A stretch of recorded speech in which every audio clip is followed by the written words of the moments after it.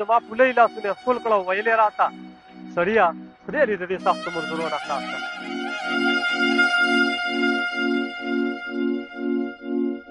یاره 1500 روپۍ موږ ته دې کې مزدوري پاتې کېږي خو موږ په دې کار نه کېږي. یو ماما و هغه هم پکې مړ شه. حکومت نه پیږم نه م دی لیدلی نه دی راغلی خواله نو دغه څه تپوس مپوس نشته.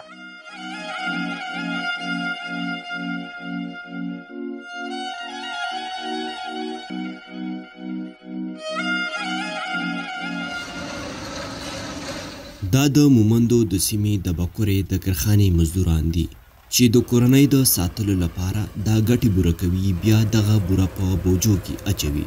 او نورو ښارونو ته یې لیږي. د مزدورانو په وینا دې کارخانې ته د مومندو د مختلفو ځایونو نه دا کاڼې راځي او د بورې په شکل کې بیا نورو ځایونو ته لیږلی کیږي چېرته چې د دې نه د ډول سینګار لوښي او د بجلۍ د ټرانسفارمرو کپونه جوړیږي. د مزدورانو دا ژوند اسان نه دی او تر دې دمه ډیر مزدوران د غیر معیاري او احتیاطي ګامونو د نشتوالي له وجې ناروغه شوي یا مړه شوي هم دي. دې چې کومه دی موږ له داسې یو دغه په کار دی چې یاره موږ له حکومت یو دغه وکړي چې موږ ته دې شي نه لرې چې یا سهولت دې پیدا کړي چې یاره دا دوړه نه وای موږ نور څه کار خو موږ نشته دی بس مجبورۍ نه راځو دې کې او لګي خپل مزدوري او دغه پکې کوو او یاره بس سهار راشو تیاره کې او ماښام ماخوستن کاله ته ورسو او دغه 700 روپۍ چې کومه دی دا موږ جوړې کړو او په هغې باندې خپلو بټوله موږ رزق راوړو. په دې کارخانه کې د ځایي خلکو سره سره د نورو علاقو نه راغلي مزدوران هم کار کوي او وایي که څه هم دا مزدوري ګرانه ده دیاړي کمه ده خو مجبوره دي چې د خپلو بچو لپاره د رزق ګټلو لار پیدا کړي. دې نه زما ډېر ملګري چې مطلب دا دی مړه شو د سینې بیماران شي مړه شو دي د ډېر زما ملګري ما سره چې کوم پاتې شوي د هغې سترګې م ډېرې ووتلې دا کاڼې را دنګېږي که نه دا سترګې ترې ووتلې بس اوس یوه سترګه ده په هغه یوه سترګه باندې خواران لګېږي. بس موږ ورته دا ویل غواړو چې یاره دا شی خطرناک دی زموږ غریبي ده موږ ته د حکومت مطلب داسې یو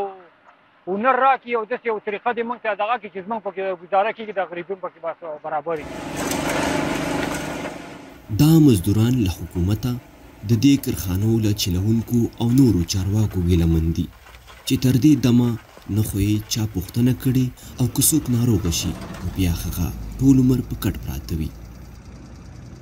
چې دغه دوړه کله دوی ډېر وخت تېر کړي او بیماران چې بیا ټوخی کوي سینه یې خرابه شي نو په مشکله بیا ژوند خو د الله په لاس کې دی خو ګور ته یې رسوي.